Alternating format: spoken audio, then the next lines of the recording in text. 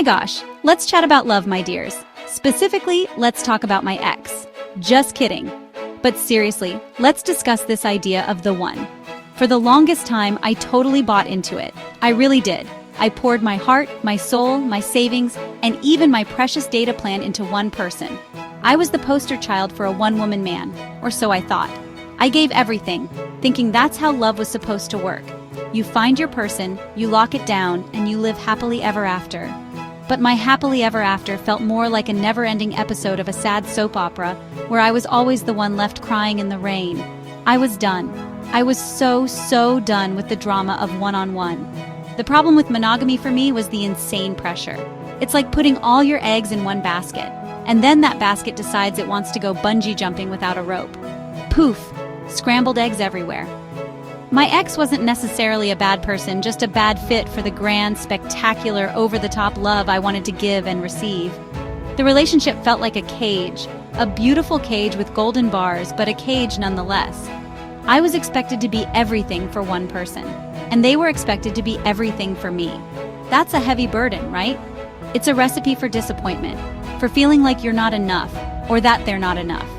The ghost of that failed monogamous relationship haunted me, whispering that maybe, just maybe, 1 + 1 doesn't always equal a happy ending. So there I was, single and ready to, well, not mingle in the traditional sense. I was tired of the cycle. You meet someone, you fall in love, you give your all, and then what? They cheat, they lie, they get bored, or you get bored. It's a predictable plot with a heartbreaking twist. I wanted to write my own story, one where the cast was bigger and the plot was more exciting. The idea of dedicating my entire being to a single person again felt like signing up for another season of a show I already knew I hated. Why would I do that to myself? I'm smarter now. I've learned my lesson. I'm not going to be a fool for a love that believes in scarcity. I believe in abundance, honey. They say 1 is the loneliest number, and for me, it truly was. In my last relationship, I felt more alone than when I was actually single. The silence was louder, the empty spaces on the bed felt wider.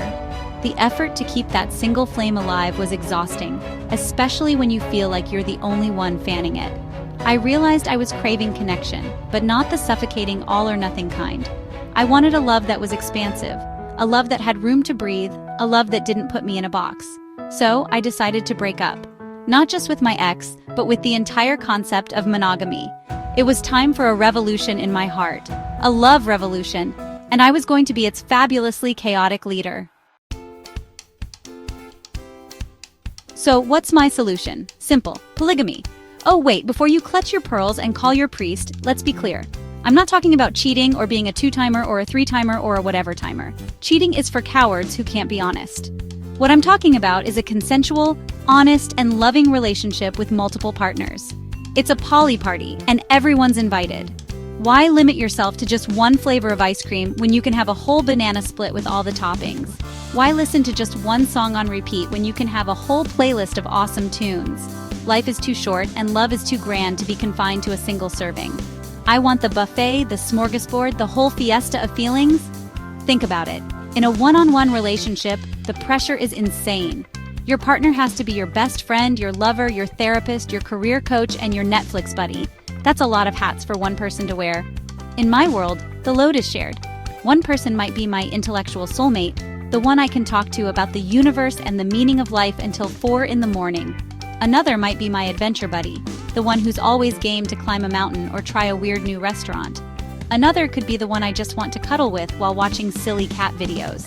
It's not about one person being better than the other. It's about different people fulfilling different needs, creating a complete and colorful picture of love. Now I know what you're thinking. Vice, that sounds complicated, that sounds like a lot of drama. And you know what? It can be. But isn't monogamy dramatic too? The jealousy, the possessiveness, the fear of being replaced? That's a whole TV series right there. At least in my version of polygamy, the drama is out in the open.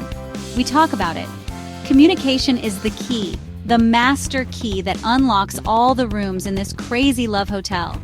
It requires a level of emotional maturity and honesty that, frankly, many monogamous relationships lack. You have to be secure in yourself and in the love you share, knowing that loving one person doesn't diminish the love you have for another. The beauty of this setup is the abundance of support. Had a bad day at work? You don't have just one person to vent to. You have a whole support system ready to cheer you on. Feeling sad? You've got multiple shoulders to cry on. Celebrating a win? You have a whole cheering squad.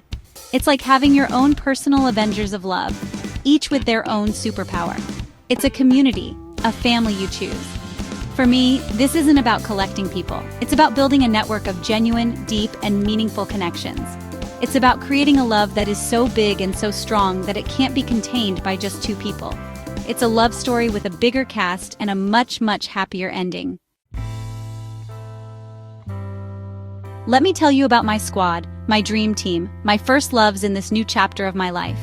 These aren't just names, they are the pillars of my new understanding of love.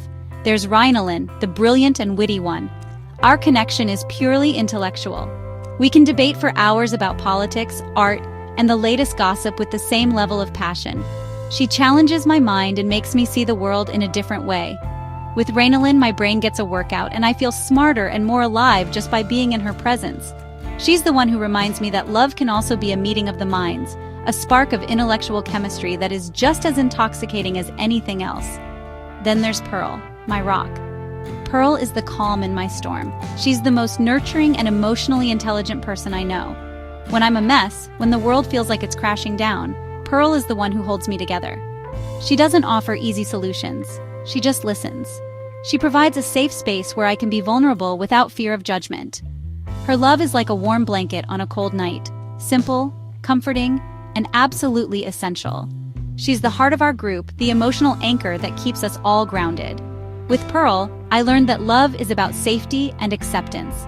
And you can't forget Veronica, my partner in crime. She is pure, unadulterated fun. Veronica is the one who pulls me out of my shell and reminds me not to take life so seriously. With her, every day is an adventure. We'll go on spontaneous road trips, try a dance class we're both terrible at, or just laugh until our stomachs hurt. She brings out the playful, carefree side of me that often gets buried under stress and responsibility. Veronica's love is a celebration, a constant reminder that joy is a vital part of any loving relationship. She's the laughter, the music, the confetti in my life. Finally, we have the dynamic duo, Rysel and Rachel. They are two peas in a pod, and they bring a fiery, passionate energy to the group. Rysel is fiercely protective and has a passion for justice that inspires me, while Rachel is a creative genius who sees beauty in everything. Together, they represent a powerful, creative force.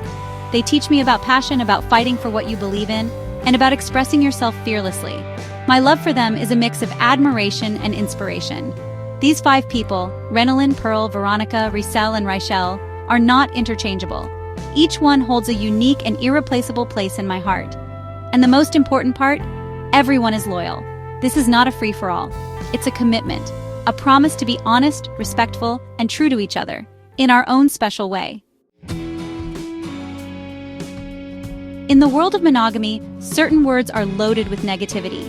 Third wheel, rebound, third party. These are the villains of the love story, right? The awkward friend tagging along, the person you used to get over an ex, the homewrecker.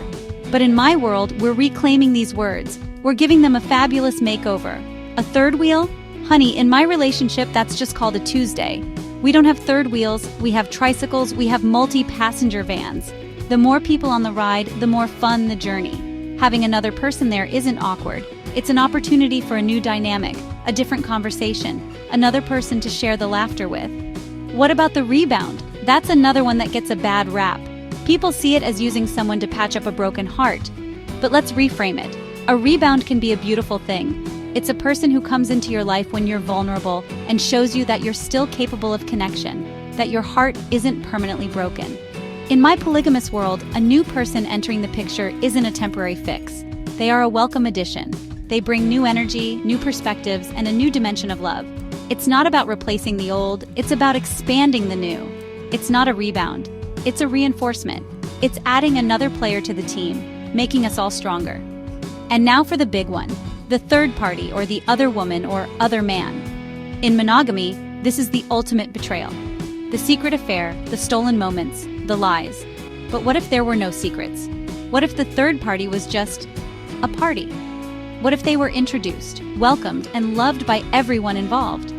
In a consensual, polyamorous relationship, the concept of a third party as a threat disappears.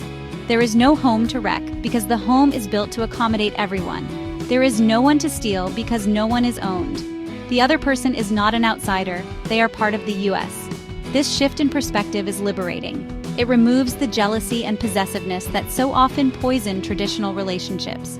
When you stop seeing other people as threats and start seeing them as potential additions to your circle of love, the world becomes a much friendlier place. A third wheel becomes a cherished friend who enriches your date night. A rebound becomes a catalyst for healing and growth. A third party becomes a beloved partner. It's all about honesty and consent. By taking these supposedly negative concepts and stripping them of their power, we create a more inclusive, less fearful way of loving. We're not playing by the old rules anymore. We're making our own. Let's do a little compare and contrast, shall we? On one side, we have my ex and the world of monogamy I left behind. That world was a world of not enough. I wasn't enough for him, or maybe he wasn't enough for me. It was a constant, quiet struggle. A feeling of trying to fit a universe of emotion into a tiny little box. Not being able to move on from that felt like being stuck in quicksand. Every day you replay the arguments, the tears, the final goodbye. You analyze every text message, every look, every silence. You're a detective in the museum of your own heartbreak, and you're the only visitor. It's a lonely, dusty, and utterly unproductive place to be. The can't move on stage is a prison of your own making.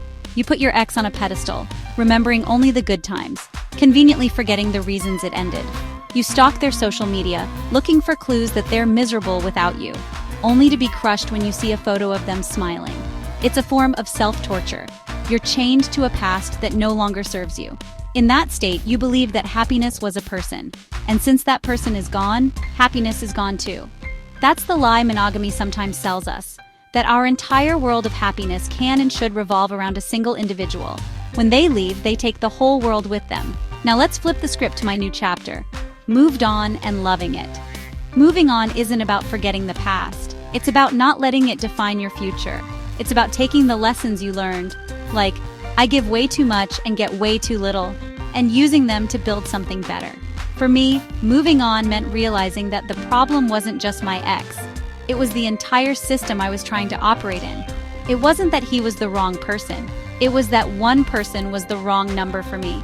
My new life, my polyamorous life, is the complete opposite of that lonely museum. It's a vibrant, chaotic, and joyful carnival. The contrast is stark. With my ex, love felt like a debt I could never repay. With my new loves, love feels like a gift that keeps on giving. Not being able to move on is stagnation. Moving on is evolution.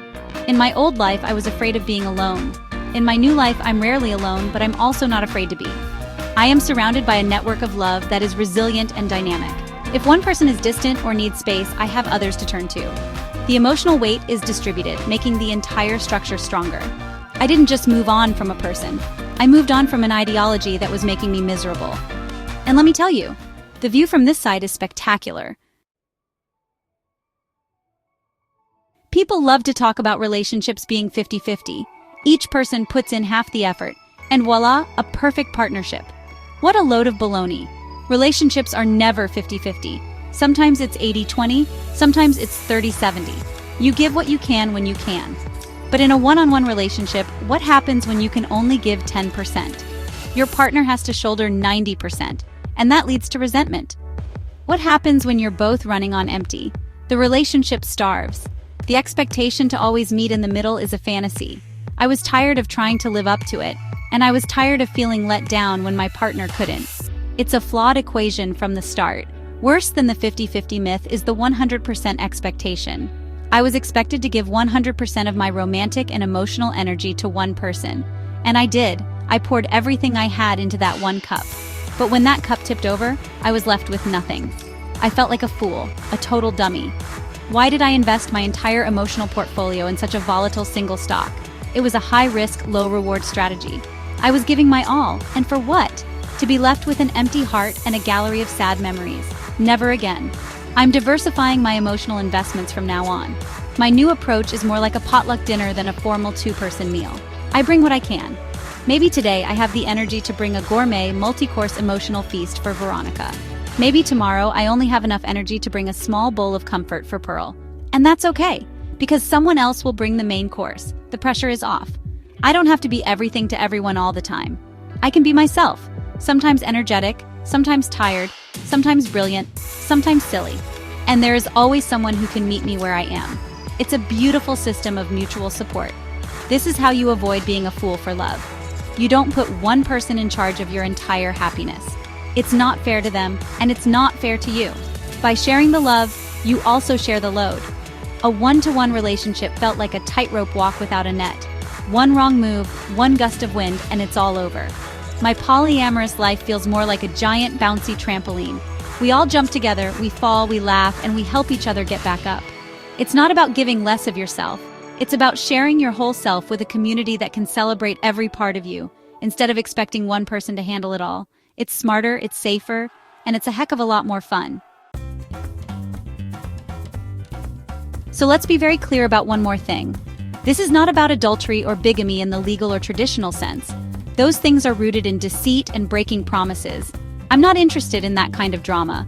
My world is built on the exact opposite radical honesty. Everyone knows about everyone. There are no secrets, no hidden text messages, no lies about working late. The foundation of this entire enterprise is loyalty. It's a different kind of loyalty, a bigger kind. It's loyalty not just to one person, but to the entire group, to the promises we've made to be open, honest, and caring with each other. Cheating is a violation of trust, and in my world, trust is everything. The happiness in polygamy, for me, comes from this freedom and security. It's the joy of having deep, meaningful connections with multiple people. It's the excitement of a life filled with different energies, conversations, and experiences.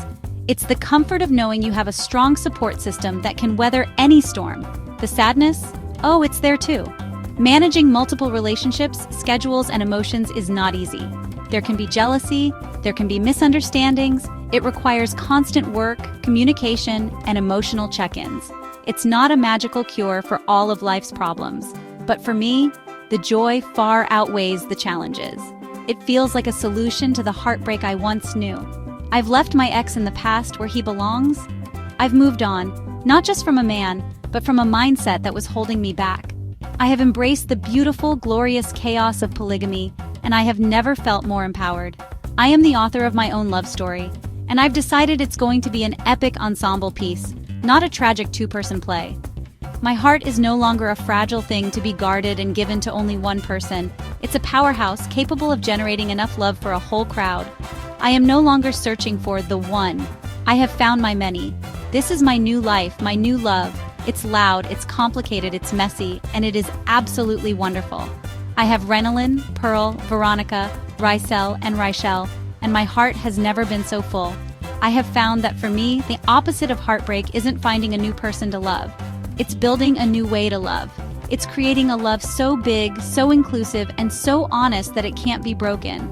My happily ever after isn't a quiet sunset with one person.